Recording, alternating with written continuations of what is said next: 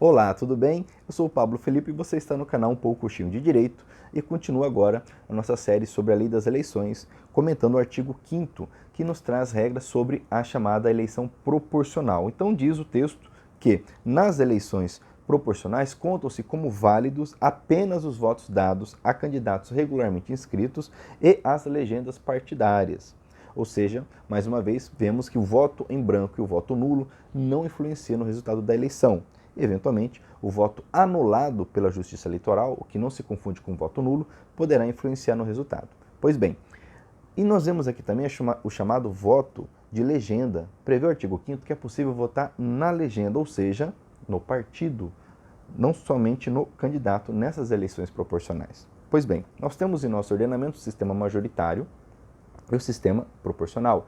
O majoritário já foi comentado quando falamos do artigo 1º, 2º e 3º da Lei das Eleições. E agora, brevemente, vamos falar sobre esse sistema representativo, que visa, então, a eleição dos cargos do Poder Legislativo, à exceção do cargo de senador, que segue o majoritário. Pois bem, então nas eleições para a Câmara dos Deputados, Câmara de Vereadores, Câmara Distrital, Assembleia Legislativa, nós temos esta regra. Lembrando que a Lei das Eleições não traz a fórmula, a maneira de se calcular o chamado sistema proporcional. Nós temos essas regras no Código Eleitoral, nos artigos 106 ao artigo 109. Pois bem, e qual a razão desse sistema?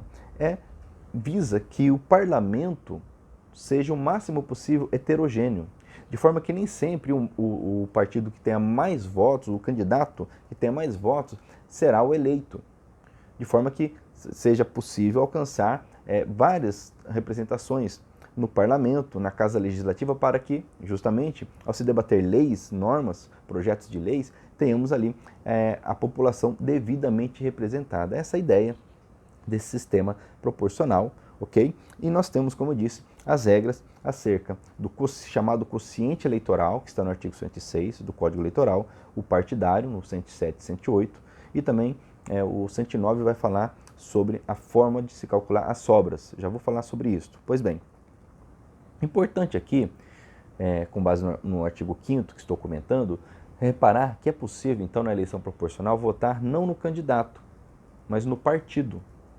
Então, imaginemos que o meu partido é o X, e o partido X tem por número o 99. Então, no dia da eleição, na eleição para a Câmara dos Deputados, ao invés de votar em um desses candidatos do partido X, eu não votarei neles, votarei no partido. Lá na urna eletrônica, apertarei 99 e confirma. Lembrando, só a título de curiosidade, que o artigo 15 da Lei das Eleições traz os critérios para a escolha dos números desses candidatos. Então, por exemplo, na eleição para deputado federal, o candidato utiliza o número do partido, nesse exemplo que estou dando, o 99, e mais 2 dígitos. Então seria 9910, 9925, 9940. Ao invés de votar 9940, eu votarei então no voto de legenda 99 apenas.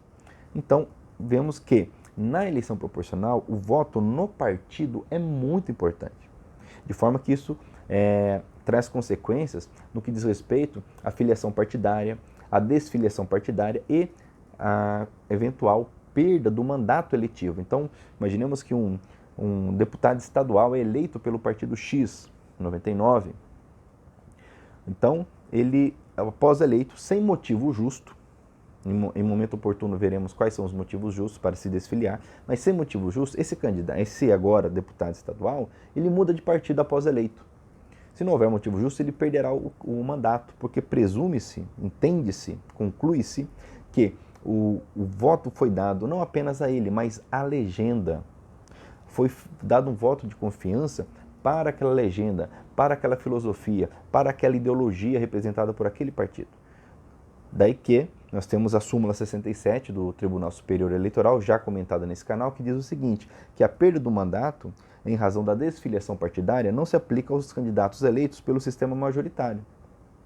Então, um prefeito, um governador, mesmo um senador, ele pode mudar de partido durante o seu mandato e sem motivo justo, e isso não acarretará a perda do seu mandato, diferente dos demais cargos do legislativo, um vereador, um deputado distrital, federal ou estadual, por conta desse sistema proporcional que prioriza, valoriza o voto no partido, na legenda. Tanto é que, ainda nessa esteira, em 2017, a Emenda Constitucional 97 proibiu a formação de coligações partidárias nas eleições proporcionais.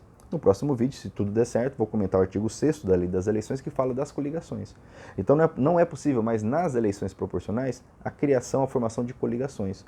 Ou seja, apenas os partidos isolados concorrerão, ou em forma de federação, que também falarei aqui no vídeo quando tratarmos do artigo 6A da Lei das Eleições. Mas entenda a importância dessa compreensão em relação ao sistema proporcional. Pois bem, entendido isto, que são válidos esses votos para o candidato e para o partido, rapidamente vou falar aqui desse cálculo para se descobrir o candidato eleito. Então, vai dizer o artigo 106 que existe o chamado quociente eleitoral. E o quociente eleitoral nada mais é do que uma média de votos para cada vaga existente. E é um vetor que identifica justamente a performance de cada partido. Então, como que eu obtenho esse quociente eleitoral? Diz o artigo 106 que é necessário pegar o número de votos válidos. Então, vamos pegar, por exemplo, a eleição para deputado federal no Mato Grosso do Sul. Então, obtenho um número total de votos válidos no estado do Mato Grosso do Sul, para o cargo de deputado federal. Ok.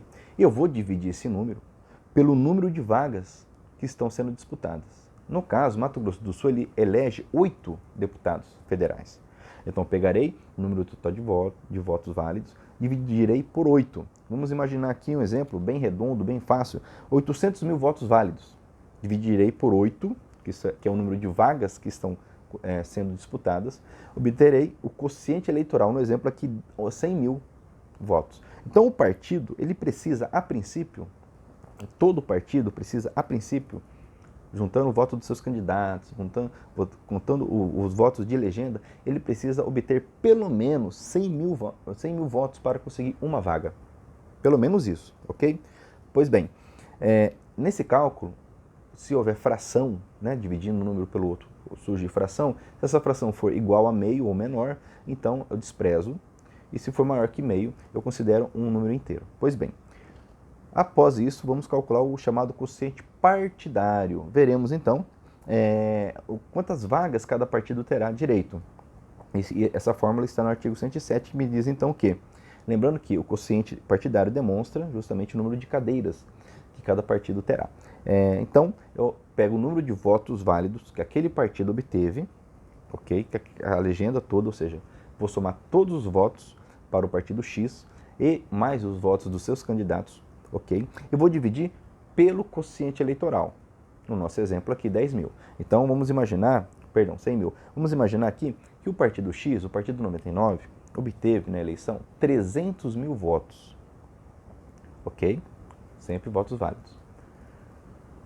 Agora, eu vou dividir pelo quociente eleitoral no nosso exemplo, 100 mil. 300 mil por 100 mil, 3. Então, esse partido terá 3 vagas. Direito a 3 vagas. Ok? Pois bem, lembrando que aqui a fração sempre será desprezada. Importante, o artigo 108, muito importante. O artigo 108 traz a chamada cláusula de desempenho individual. Teve a sua redação alterada em 2015.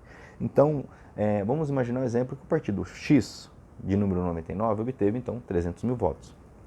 Dividido por 100 mil, que é o quociente eleitoral, 3. Então, o partido 99 tem direito a 3 vagas. Tudo bem. Vamos imaginar, e para quem vão essas 3 vagas? Para os 3 candidatos mais bem votados.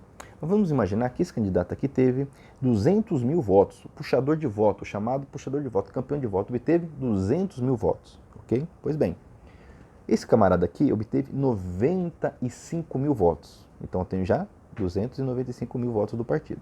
E esse indivíduo aqui, só 5 mil votos.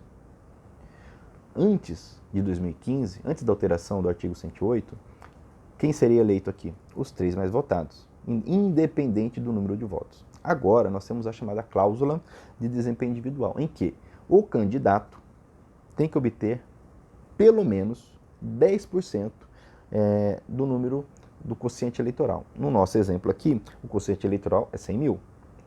Então, o candidato tem que obter pelo menos 10%, ou seja, 10 mil votos. Então, nós temos o puxador de voto aqui que tirou 200 mil votos. Esse outro aqui, 95 mil votos. Esse aqui, só 5 mil votos. Esse aqui não toma posse. Ele não é eleito, melhor dizendo. Ok? Então, o partido, a princípio, teria direito a 3 vagas, condicionada a que os seus candidatos tenham, no mínimo, esse número de votos, que é 10% do quociente eleitoral.